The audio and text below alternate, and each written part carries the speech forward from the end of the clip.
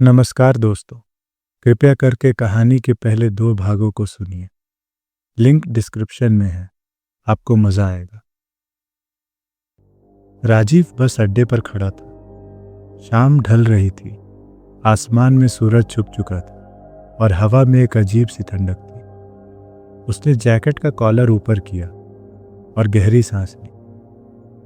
Station लगभग खाली था, बस कुछ लोग अपने सामान के साथ चुपचाप खड़े थे। उसकी निगाहें बार बार सड़क की ओर जा रही थी।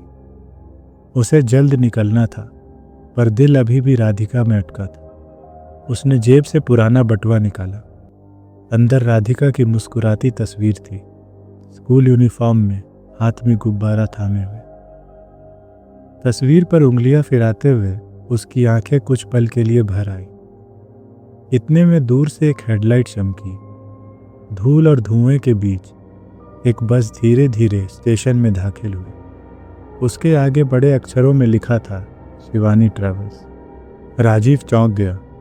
इस नाम ने कुछ जगा दिया था उसके भीतर, कोई पुरानी याद, कोई अधूरा डर। पल भर बाद उसने सिर झटक दिया, खुद को समझाया कि ये सब बेकार की बातें। राजीव ने बटुआ बंद किया, बैग उठाया और बस की ओर बढ़ गया। बस के भीतर अंधेरा था, सिर्फ ऊपरी पीली बत्तियां टिमटिमा रही थी। सीटें लगभग खाली थी। वो खिड़की के पास बैठ गया। इंजन की गड़गड़ाहट शुरू हुई और बस धीरे धीरे चल पड़ी। राजीव ने बस की सीट पर सिर टिकाया और गहरी सांस ली। अगर ये काम इतना ज़रूरी ना होता तो वो राधिका को कभी छोड़कर ना निकलता। उसे याद आया, जाते वक्त राधिका ने कैसे उसका हाथ कसकर पकड़ा था। पापा, जल्दी आना। दिल पर पत्थर रखकर उसने वादा किया था। पैसों की तंगी अब उसके जीवन का हिस्सा बन चुकी थी। महीनों से कोशिश कर रहा था कि कोई स्थायी काम मिले। ये काम उसकी आखिरी उम्मीद थी। बस वही सोचकर उसने अपनी आंखें बंद कर ली। धीरे धीरे सड़क के झटके और इंजन की गुनगुनाहट उसे नींद में खींचने लगी। खिड़की के बाहर अंधेरा गहराता जा रहा था। कितना समय बीता उसे पता नहीं चला। अचानक एक झटका लगा, बहुत तेज झटका। राजीव की नींद टूटी, सिर बुरी तरह दर्द कर रहा था। उसने आंखें खोली और सांस थम गई। बस उल्टी पड़ी थी, नीचे खाई में। शीशे टूट चुके थे, सीटें उल्टी दिशा में मुड़ी हुई थी। हर तरफ सन्नाटा था। कोई है? कोई है? उसने पुकारा, पर कोई जवाब नहीं मिला। उसने उठने की कोशिश की। मेटल और शीशे के टुकड़ों के बीच से रेंगते हुए किसी तरह एक टूटी खिड़की तक पहुंचा। बाहर निकलकर उसने देखा, चारों तरफ धुंध थी और बस की लाइटें बीच बीच में झपक रही थी। दूर से झिंगुरों की आवाज आ रही थी।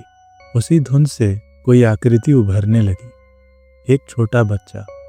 वो धीरे धीरे राजीव की ओर बढ़ रहा था। कदम बहुत हल्के थे, जमीन पर कोई आवाज नहीं हो रही थी। वो आकर कुछ दूरी पर रुक गया। राजीव ने आंखें चौंधिया कर देखा, पर चेहरा फिर भी साफ नहीं था।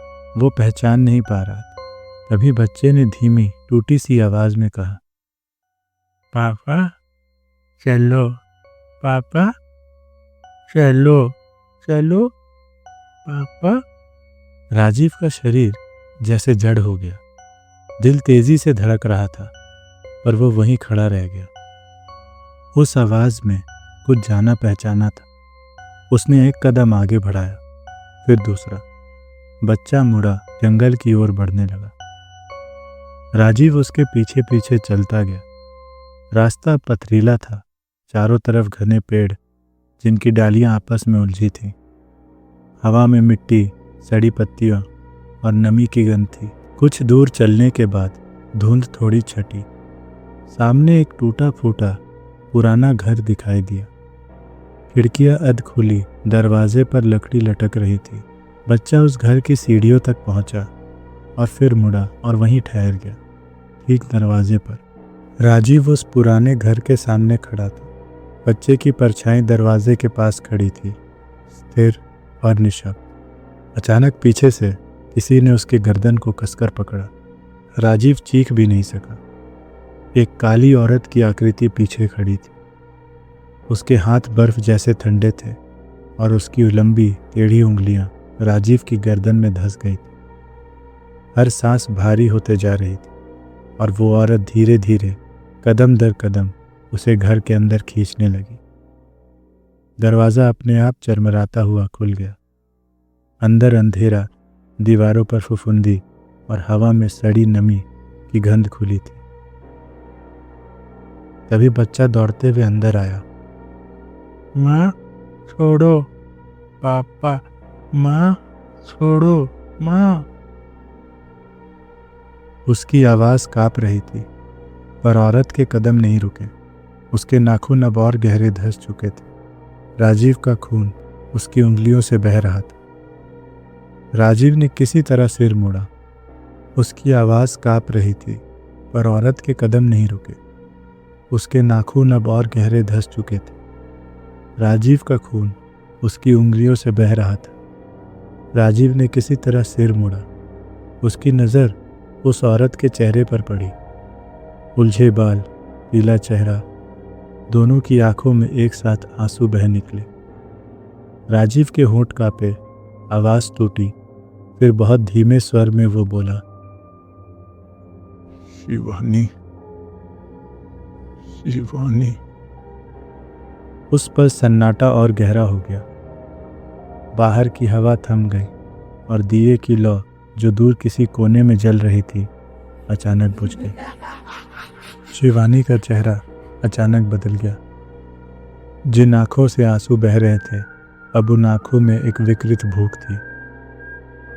राजीव कुछ करता इससे पहले ही शिवानी ने बिजली की तेजी से उसके दोनों हाथ पकड़े। एक भयानक आवाज़ के साथ उसने बड़ी आसानी से राजीव के हाथों को उसके धड़ से अलग कर दिया और उन्हें ज़मीन पर फेंक दिया। राजीव की चीख गले में ही अटक गई। दर्द की एक भयानक लहर उसके दिमाग से गुजर गई। वो गिर गया। शरीर से खून का एक फव्वारा फूट पड़ा। शिवानी नीचे झुकी और अगले ही पल उसने राजीव की एक आंख बाहर खींच ली। लटकी हुई नसें और लाल स्याही जैसा खून रिस रहा था। उसने आंख को अपनी हथेली पर रखा और अपने छोटे बेटे दीप को पुकारा। दीप, मेरे पास आओ बेटा। लेकिन राजीव के लिए वह किसी दानव की पुकार थी। दीप, जो अब तक एक कोने में सहमा खड़ा था, धीरे धीरे आगे बढ़ा। राजीव दर्द में कर रहा था, लेकिन अपने बेटे को उस भयानक चीज के पास देखकर उसकी आवाज वापस आ गई। वो अपनी बची हुई ताकत के साथ चीखा, दीप बेटा मत खा, वो खाना नहीं है।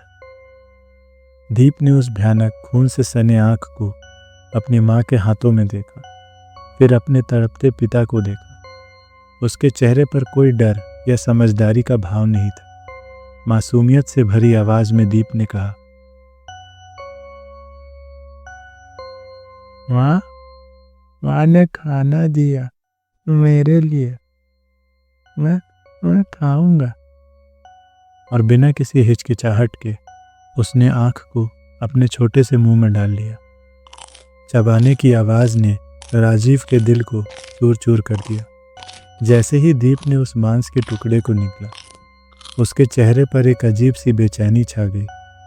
उसका सर पीछे की ओर झुका और उसके माथे की त्वचा कसने लगी। एक दर्दनाक मगर तेज आवाज़ के साथ उसके माथे के बीचों बीच एक तीसरी आंख फटकर बाहर निकल आई। उसकी तीनों आंखें खून की तरह लाल होती चली गईं। दीप की लाल आंखें अपने पिता की ओर मुड़ी, लेकिन अब उसमें उनका बेटा नहीं था। शिवानी की क्रूर मुस्कान और चौड़ी हो गई। सुबह की पहली किरण जब उस पहाड़ी रास्ते पर पहुंची तो सड़क किनारे कुछ चरवाहों ने घाटी में कुछ चमकता देखा। जब पास जाकर देखा तो बस उल्टी पड़ी थी, खिड़कियां टूटी हुई और चारों तरफ सूखी पत्तियां बिखरी थी। अंदर सिर्फ राजीव था, न कोई और यात्री, न कोई सामान। उसका चेहरा शांत था, पर आंखें खुली थी, जैसे किसी चीज को आखिरी बार देखने की कोशिश में हो। पुलिस और गांव वाले नीचे उतरे। बड़ी मुश्किल से उसका शरीर बाहर निकाला गया। बस पर शिवानी ट्रैवल्स का नाम अब भी लिखा था। जब राधिका के घर दरवाज़ा खटखटाया गया, उसकी माँ ने दरवाज़ा खोला। पुलिस वालों की आंखें झुकी थीं। राधिका दौड़ते हुए आई। पापा आ गए क्या? कोई जवाब नहीं था, बस एक चुप्पी, भारी और अनकही। घर का वातावरण बदल गया। अगले दिन सुबह रीति रिवाज से अंतिम संस्कार हुआ। राधिका रोते हुए बोली, पापा, आपने तो कहा था जल्दी आएंगे। धुएं की लहरें आसमान में उठी और सबको लगा कि अब सब समाप्त हो गया। पर सच वो नहीं था। उसी रात उस जंगल के बीच वाले घर में दीवारों पर फिर से ससराहट हुई। राजीव अब भी वहीं था, उस घर में, उस दर्द में, और हर रात उसकी धीमी करराहट सुनाई देती थी। कभी वो राधिका पुकारता तो कभी दरवाजे की तरफ देखता, जैसे कि कोई आने वाला हो, पर कोई नहीं आता। जिस अंधकार में उसने शिवानी को छोड़ा था, बिल्कुल असहाय, आज कुछ वैसा वो खुद महसूस कर रहा था। राजीव की आत्मा पश्चाताप की अग्नि में अब भी कैद है।